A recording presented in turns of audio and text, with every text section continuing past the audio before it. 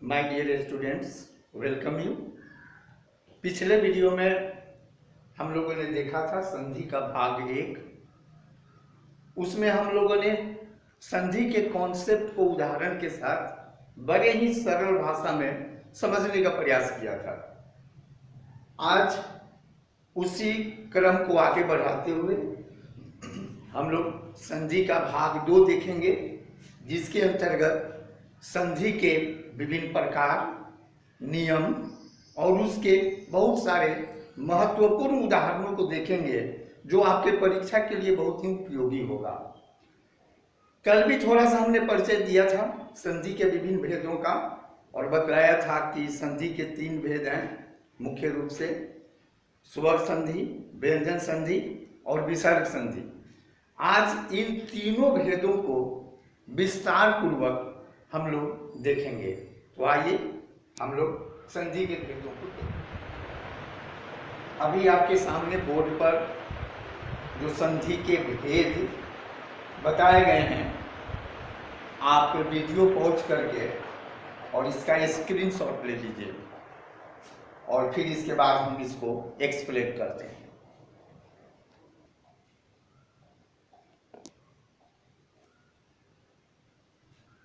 Okay, अब यहाँ देखिए हम लोग संधि के भेद को, मुख्य रूप से संधि के 3 भेद हैं: स्वर संधि, व्यंजन संधि, विसर्ग संधि।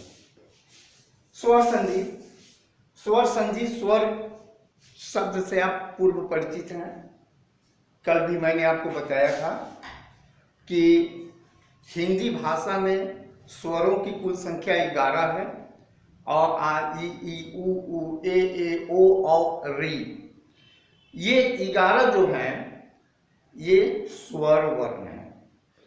इन्हीं 11 वर्णों में से जब आपस में मेल होता है तो उसको स्वर संधि कहते हैं। आप यहाँ परिभाषा देख सकते हैं: 2 अत्यंत निकट स्वरों के मिलने से। 2 अत्यंत निकट स्वर का मतलब हुआ प्लस के पहले और प्लस के बाद। यही 2 ऐसे वर्ण हैं जो एक दूसरे के काफी निकटतम है और इन्हीं के बीच में संधि होती है, इन्हीं के बीच में मेल होता है। तो 2 अत्यंत निकट स्वरों के मिलने से ध्वनि में जो विकार उत्पन्न होता है, यानी उच्चारण में जो बदलाव आता है, जो उच्चारण में परिवर्तन आता है, उसे स्वर संधि कहते हैं। जैसे आप उदाहरण देख सकते हैं: नर जोड़ इंद्र, प्लस के पहले र है, र के बाद का जो वर्ण है वह अ है। यहां आप देख सकते हैं र के बाद का वर्ण और प्लस के पहले का वर्ण अ है, और प्लस के बाद यानी इंद्र का पहला वर्ण जो है वह ई है। और आप गौर करें तो पाएंगे कि अ और ई ये दोनों ही स्वर वर्ण हैं और ये अ और ई मिल करके ए हो गया है। अ और ई के बीच में जब संधि हुई है तो विकार उत्पन्न हुआ है, उच्चारण में परिवर्तन आया है, ध्वनि में बदलाव आया है, वह बदलाव ए का है। अर्थात अ और ई के मिलने से ए की संधि हुई है। यही कारण है कि नर नरे हो गया है, नर और इंद्र नरेंद्र हो गया है। नर इंद्र, और यहां संधि होने के बाद में विकार उत्पन्न होके हो गया नरेंद्र। दोनों के उच्चारण में काफी अंतर है, यही संधि है। क्योंकि 2 स्वरों के बीच में मेल हो रहा है, इसलिए इस तरह की संधि को स्वर संधि कहेंगे। दूसरा उदाहरण भी आप देख सकते हैं: विद्या जोड़ आलय। यहाँ विद्या में अंतिम स्वर आ है, आलय का प्रथम स्वर आ है, दोनों आ के बीच में संधि होकर आ हो गया है। यानी ये भी दोनों स्वर हैं, 2 स्वर मिल करके आ की संधि बनाए हैं, जिसके चलते विद्या आलय संधि होकर हो गया है विद्यालय। ये स्वर संधि है। स्वर संधि का निचोड़ यह हुआ कि 2 स्वर वर्णों के बीच में जब मेल होता है तो उसी को स्वर संधि कहते हैं। अभी स्वर संधि के भी 5 भेद हैं। मतलब यह कि ये जो मेल होता है 2 स्वरों के बीच में, वो 5 प्रकार का होता है। 5 तरह से ये मेल होता है। वो 5 तरह का मेल यहाँ हम लोग स्वर संधि के 5 भेदों में स्पष्ट रूप से देखेंगे। जैसे ये जो 5 भेद है, पहला है दीर्घ संधि, दूसरा है गुण संधि, तीसरा है यन संधि, चौथा है वृद्धि संधि और पांचवा है अयादि संधि। अब एक एक करके हम लोग देखेंगे। पहले देखते हैं हम लोग दीर्घ संधि को। दीर्घ संधि की परिभाषा आप यहां देख सकते हैं, जब दो समान स्वरों को मिलाकर, दो समान स्वरों यानी दोनों स्वर एक ही जाति की होनी चाहिए, यानी अगर प्लस के पहले अ है तो प्लस के बाद भी अ होना चाहिए, अ हो आ हो, मतलब दोनों एक ही जाति की होनी चाहिए। जब दो समान स्वरों को मिलाकर एक दीर्घ स्वर हो जाए तो दीर्घ संधि कहते हैं। दीर्घ संधि, दीर्घ जो स्वर हैं वे हैं आ, और जो अ मिलकर के दो समान स्वर, दो अ जब मिलते हैं आपस में तो आ की संधि होती है। आ की संधि दीर्घ संधि है। अ की संधि ह्रस्व संधि है। अब ह्रस्व और दीर्घ को भी थोड़ा सा हम आपको बतलाना चाहेंगे। ह्रस्व वर्ण या ह्रस्व स्वर वे हैं जिनका उच्चारण बहुत कम समय में हो जाता है। अ ये ह्रस्व है, इसके उच्चारण में बहुत कम समय लगा। अब इसी को अगर हम कहते हैं आ, तो आ के उच्चारण में थोड़ा ज्यादा समय लगा। ई, ये ई भी दो तरह का हो गया। ई दूसरे ई पर जोर पड़ रहा है, तो जिस पर जोर पड़ रहा है, जिसका उच्चारण करने में थोड़ा समय ज्यादा लग रहा है, उसे कहेंगे दीर्घ स्वर। उसी तरह उ ये ह्रस्व उ है, उ ये दीर्घ उ है। तो ये आ दीर्घ स्वर है, दीर्घ ई, इसका नाम ही दीर्घ ई है क्योंकि यह दीर्घ स्वर है। इसको भी कहेंगे दीर्घ उ क्योंकि यह दीर्घ उ स्वर है। यहां पर आप देख सकते हैं कि ये जो दीर्घ स्वर है ये 3 प्रकार के हैं, आ, ई, उ। अब इनका फॉर्मेशन कैसे हुआ है, इनका निर्माण कैसे हुआ है, इस चीज को हम लोग नीचे के उदाहरण में देख सकते हैं। अ प्लस अ जोड़ अ बराबर आ। अगर प्लस के पहले अ है, प्लस के बाद में आ है, दोनों एक समान का स्वर है और उनके बीच अगर संधि हो रही है, मेल की क्रिया हो रही है, तो संधि होने के बाद आ का उच्चारण आएगा।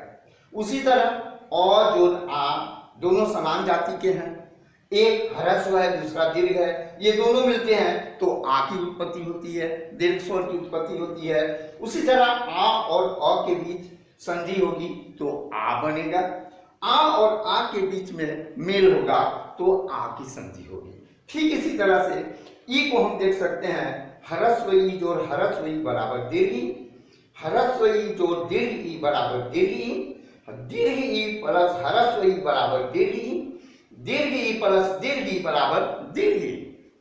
ठीक इसी तरह से उ की संधि हम लोग देख सकते हैं, ह्रस्व उ जोड़ ह्रस्व उ बराबर दीर्घ उ, ह्रस्व उ जोड़ दीर्घ उ बराबर दीर्घ उ, दीर्घ उ प्लस ह्रस्व उ बराबर दीर्घ उ और दीर्घ उ प्लस दीर्घ उ बराबर दीर्घ उ।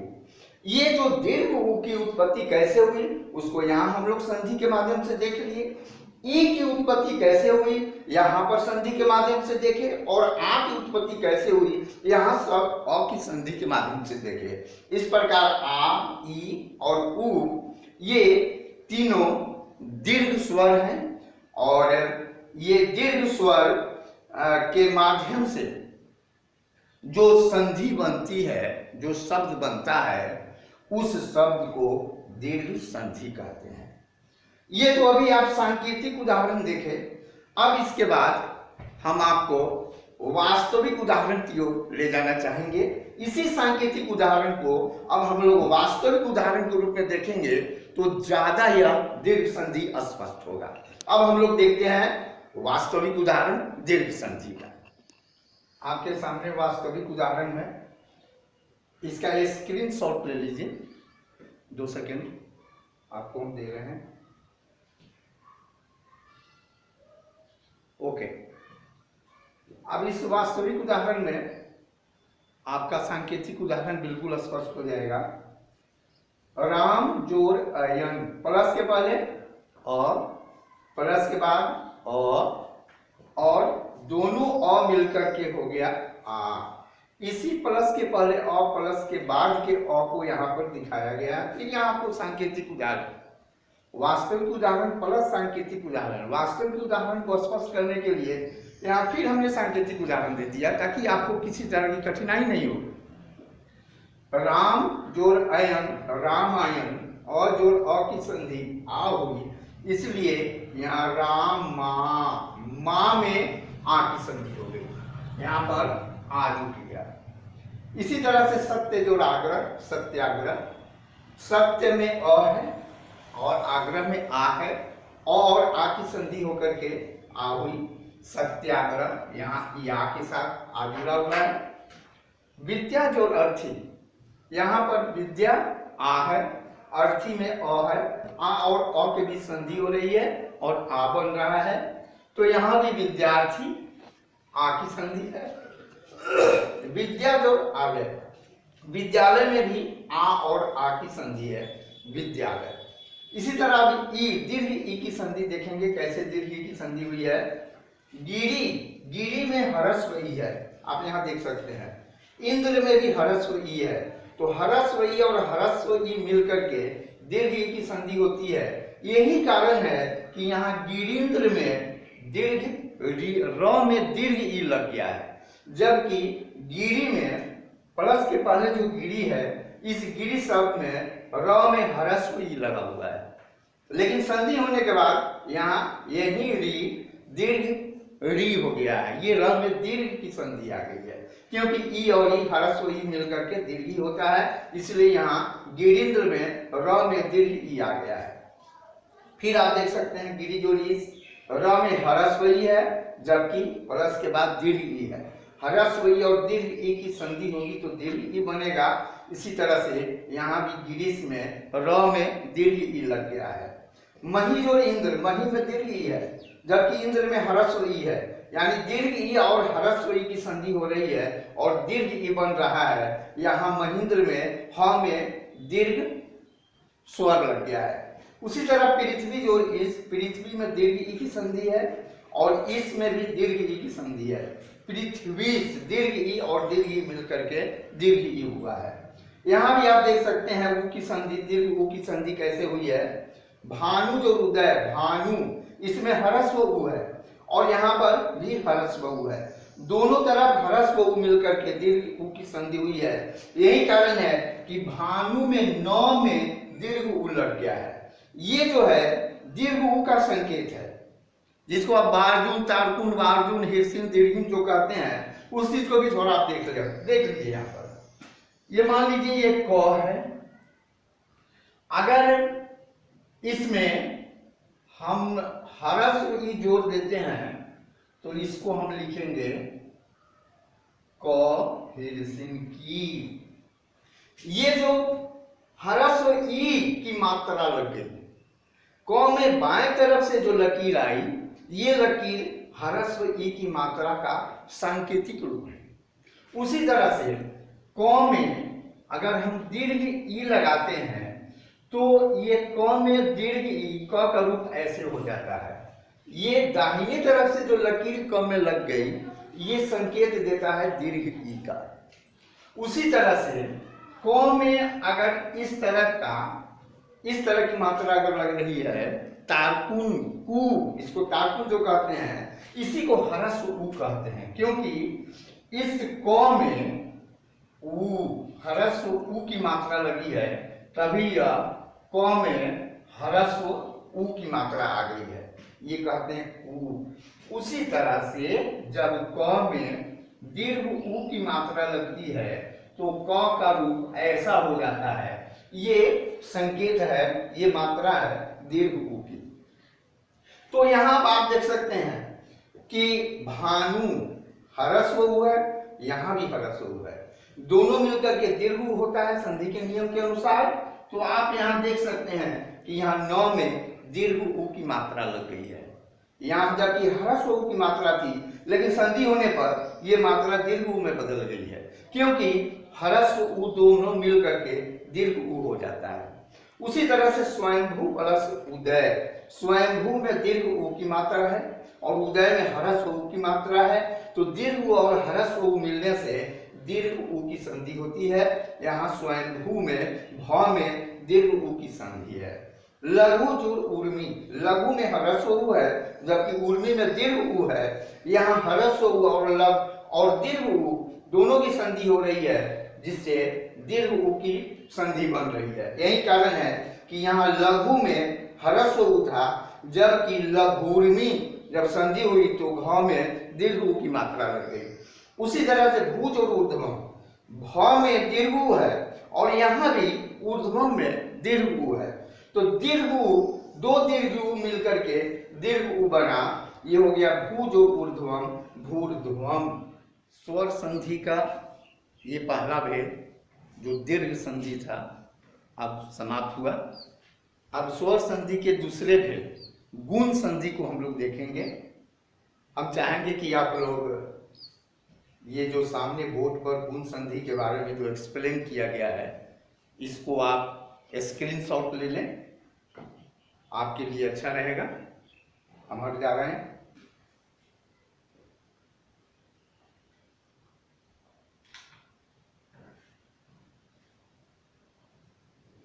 चलिए ओके।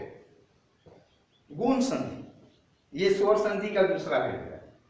इस गुण संधि के नियम को और इसके डेफिनेशन को देखें आप। कहता है कि यदि अ या आ के बाद ई या ई रहे, अ या आ के बाद ई या ई दीर्घी रहे तो दोनों को मिलाकर ए हो जाता है। प्लस के पहले अ है या आ है और उसके बाद में ह्रस्व ई है या दीर्घ ई है, तो उन दोनों के बीच जब संधि होगी तो जो विकार उत्पन्न होगा, जो उच्चारण में बदलाव आएगा, वह उच्चारण ए का हो जाएगा। उसी तरह से यदि अ वर्ण के बाद उ या दीर्घ उ रहे तो दोनों को मिला करके ओ हो जाएगा। ठीक उसी तरह यदि अ वर्ण के बाद री रहे, री भी एक स्वर है, तो दोनों मिला करके और हो जाता है। यहाँ हम लोग देख सकते हैं सांकेतिक उदाहरण में अ जो दीर्घ ई बराबर ए, यहाँ आ भी आ सकता है, आ जो दीर्घ ई बराबर भी ए होगा। उसी तरह अ जो उ बराबर ओ या आ जो उ बराबर ओ, अ जो री बराबर अर या आ जो री बराबर अर। इसको वास्तविक उदाहरण के रूप में हम नीचे देख सकते हैं। परम जोर ईश्वर, परम में म के बाद अ है, अ के बाद दीर्घ ई है, अ और ई की संधि होगी तो ए का उच्चारण होगा, इसलिए परमेश्वर। यहाँ म पर एक नहीं था, यहाँ पर म पर ए की मात्रा आ गई, परम ईश्वर परमेश्वर। उसी तरह महाजोर इंद्र, यहाँ प्लस के पहले आ है और इसके साथ ह्रस्व ई की संधि हो रही है, आ और ह्रस्व ई मिलकर के भी ए हो जाता है, इसलिए महेंद्र। हा था ये हे बल में बदल गया, हा के ऊपर ए की संधि हो गई। ठीक उसी तरह चंद्र जो उदय में हम देख सकते हैं प्लस के पहले चंद्र अ है और प्लस के बाद उ है, अ और उ मिलेगा तो ये हमारा नियम कहता है कि ओ की संधि होगी। तो यहाँ चंद्रो ओ आ गया, चंद्र जो उदय यहाँ चंद्र था, यहाँ चंद्रो इसमें ओ की मात्रा घुस गई, ओ की संधि यहाँ पर हो गई चंद्रोदय। महाजोर उत्सव, यहाँ प्लस के पहले महा आ है और यहाँ उत्सव में ह्रस्व उ है, आ और उ के बीच में संधि हो रही है, तो ये नियम कहता है कि ओ हो जाएगा। तो यहाँ भी देखिए महोत्सव, महा महो बन गया, महाजोर उत्सव महोत्सव, यहाँ ओ की संधि हो गई। फिर हम लोग देखें देव जो ऋषि में व के बाद अ है और उसके बाद अ की संधि री से हो रही है, अ और री की संधि होगी तो अर बनेगा, देवर्षि और सी और की मात्रा यहाँ पर आ गई, देव जो ऋषि देवर्षि और का उच्चारण यहाँ पर आ गया। ठीक इसी तरह महाजोर ऋषि, यहाँ प्लस के पहले आ है और आ की संधि री के साथ हो रही है, तो ये नियम कहता है कि और हो जाएगा। इसलिए महाऋषि महर्षि हो गया। यहाँ भी और आ गया महर्षि, और का उच्चारण यहाँ पर आ गया। ये है आपका गुण संधि। अब गुण संधि के बाद हम लोग अगला फिर देखते हैं यंग संधि। अब हम लोग देखते हैं स्वर संधि का तीसरा भेद यंग संधि। ये जो बोर्ड पर आपको एक्सप्लेन किया गया है यंग संधि, इसको आप जल्दी स्क्रीनशॉट ले लीजिए।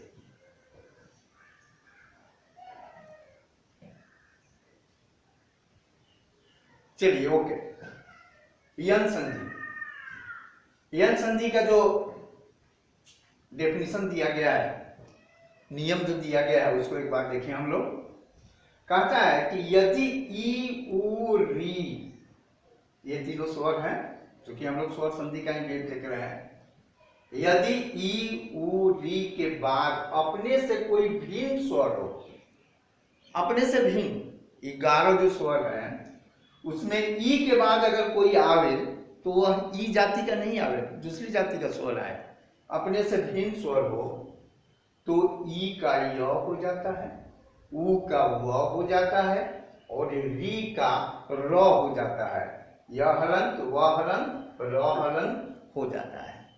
देखिए इसको उदाहरण में, अति जोर उत्तम, यहां हम लोग देखेंगे प्लस के पहले अति यानी हरस्व ई की मात्रा है इसमें, और प्लस के बाद उ, हरस्व उ की मात्रा है। तो यह ई जो है यही बदलेगा। उ की मात्रा जब ई के साथ लगेगी, ई और उ के बीच में जब संधि होगी, तो यहाँ जो यू जो उत्पन्न हुआ, यू की जो संधि हुई, यह ई बदल करके यू हो गया, न कि उ बदला।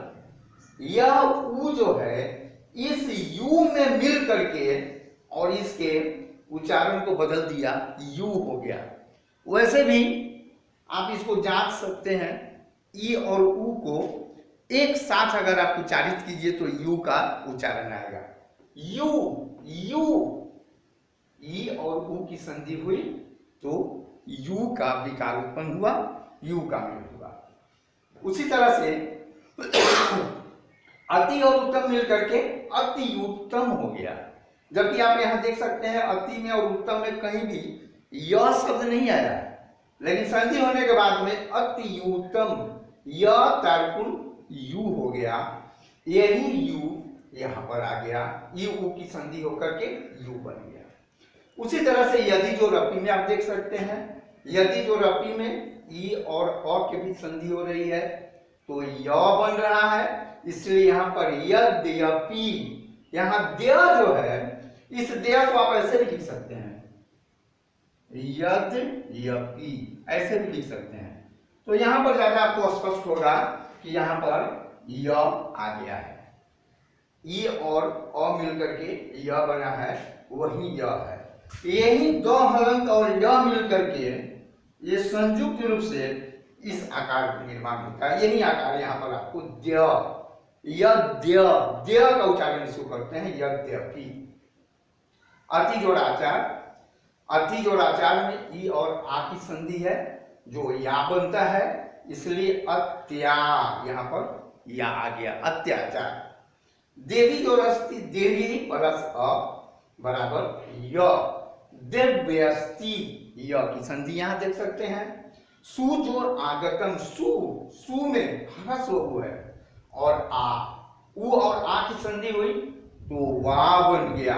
ऐसे भी उ और आ को एक साथ संयुक्त करके अगर उच्चारण कीजिए तो क्या होगा, उवा उवा उवा, वही वा यहाँ पर बन गया।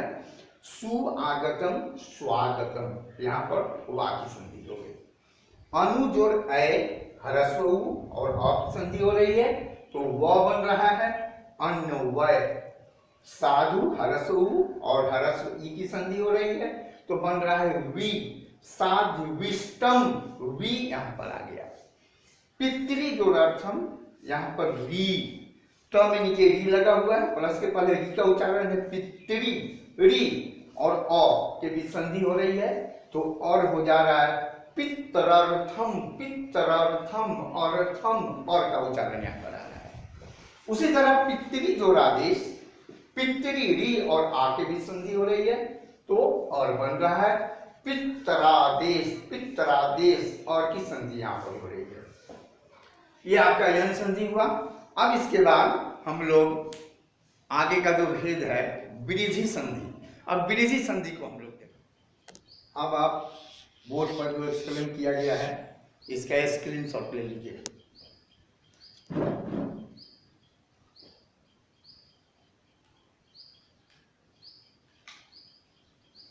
ओके, चौथा है स्वर संधि का भेद ब्रिजी संधि। इसका डेफिनेशन कहता है कि यदि अ या आ के बाद ए या ऐ हो तो दोनों स्थानों पर ऐ हो जाता है। इसको ऐ पढ़ते हैं, इसको ए पढ़ते हैं। जैसे हम लोग इसको क्या पढ़ते हैं, हम लोग इसको पढ़ते हैं ऐसा, ऐसा नहीं पढ़ते, इसको पढ़ते हैं ऐसा, यानी इसका उच्चारण होगा ऐ। यदि अ या आ के बाद ए या ऐ हो तो दोनों स्थानों पर ऐ हो जाता है।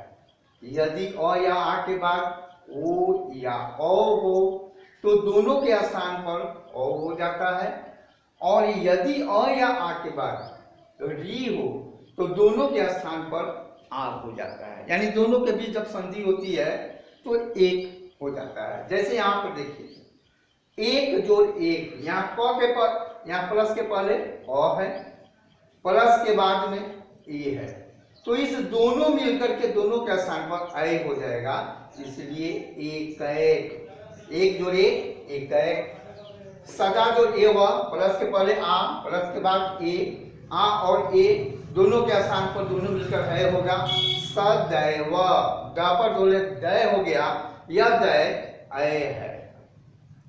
महाजोड़ औषधि आ और औ के बीच में संधि हो रही है तो नियम कहता है कि दोनों के स्थान पर औ हो जाएगा, महौषधि, महा महो हो गया, ये औ की संधि यहां पर आ गई।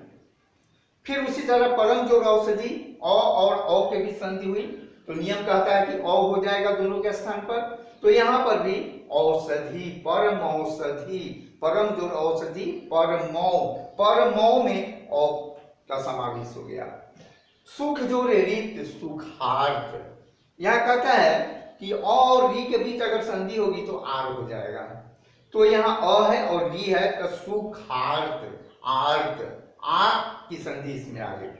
उसी तरह पिपासा जोड़ रीत पिपासारित, आ और री के बीच संधि हुई तो आर हो गया, पिपासारित, आर यहाँ पर आ गया। अब इसके बाद अंतिम है भेद जिसको अयादी संधि कहते हैं, उसको देख लें हम लोग। अयादी संधि में कहता है कि यदि ए, ओ, ऐ, औ के बाद कोई भिन्न स्वर हो, इससे अलग दूसरा स्वर हो, तो ए का ऐ, ओ का औ, ऐ का आय और औ का आओ हो जाता है। यहां देखिए हम लोग उदाहरण में जे, यहां पर क्या है ए है, अयति अ है, जे अयति, जे प्लस अयति, ए और अ के बीच संधि हुई तो अय बना, तो बन गया जयति, जे प्लस अयति जयति, अयति, अय की संधि इसमें आ गई। नए जोड़ अंक, यहां पर अय है, नए में अय है और अ का अ, आय और अ की संधि होगी तो आय हो जाएगा, जैसा कि आप नियम में देख रहे हैं। तो यहाँ पर नायक बन गया, नए जोड़ अक नायक, यह जो नय था ना बन गया, ये आय के चलते नए जोड़ अक नायक, नायक, आयक, आय का उच्चारण इसमें आ गया। भो जोड़ अति, भो यानी ओ, अति यानी अ, ओ और अ मिलकर के बनेगा औ, भो जोड़ अति भवती, भवती, अवती, अव का उच्चारण इसमें आ गया। प जोड़ अक, प यानी औ और अ और अ की संधि होगी तो आओ बनेगा। प जोड़ अक पावक, पावक, आवक, पावक में आवक का उच्चारण समाहित हो गया। भौज और उक, औ, भौ में औ और उक का उ, औ और उ की संधि होगी तो आओ बनेगा, इसलिए भावुक, आउक, आव का उच्चारण यहाँ आ गया। भौज और उक, भावुक। उसी तरह पोज और अन, ओ का ओ, अन का अ, ये दोनों मिलकर के बन गया औ। तो यहां संधि हो गई पवन, पौज और अन, पवन, औवन, औ का उच्चारण इसमें आ गया। ये आपका स्वर संधि और उसके पांचों भेद का एक्सप्लेनेशन हुआ। मैं उम्मीद करता हूं आपको यह एक्सप्लेनेशन बड़े ही सरल ढंग से समझ में आया होगा।